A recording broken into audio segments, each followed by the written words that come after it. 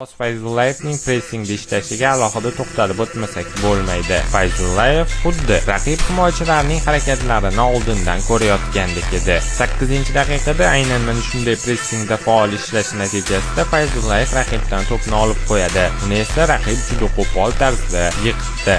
Uchrashuvdagi ikkinchi xavfli vaziyat 13-daqiqada yuzaga keldi. Abbosning ochilayotganini ko'rgan terma jamoamiz Sabbora unga uzatma berdi. Lekin so'nggi pallada himoyachilar Fayzullayevga qarshilik ko'rsata olishdi. Fayzullayevning yuqori intellekti bemalol top 5 chempionatlarda o'ynashga yetadi. Hozirgi vaziyatda ham e'tibor bersangiz, biroz pauza bilan raqib himoyachi kelishini kutadi, keyin esa birdaniga tezlik olib, bo'sh hududga ochiladi. Abbos chap qanotga o'tishi bilan raqibni sariq kartochka olishga majbur qildi. Bu safar ham Fayzullayev raqibning harakatlarini oldindan o'qib, uni aldab o'tgan edi. Navbatdagi xavfli hujumni ham Abbosning o'zi yaratdi. Fayzullayev bir futbolchini aldab, ochilayotgan Masharipga to'pni uzatgandi. Lekin Jaloliddinning yo'llagan zarbasi biroz kuchsiz chiqdi. Fayzullayevdan navbatdagi super harakatlar. 21 yoshli Venger Alijonovni ko'rib vaqtida unga uzatma bera oldi. Hoji Akbar Alijonov ham vaqtida ochilib, ofsaydga tushib qolmadi. Abbosbek Fayzullayevning 75-daqiqada Mishinkani dog'da qoldirgani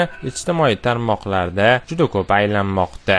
Bu kadrlarni futbol muxlislari qayta tomosha qilib charchashmaydi.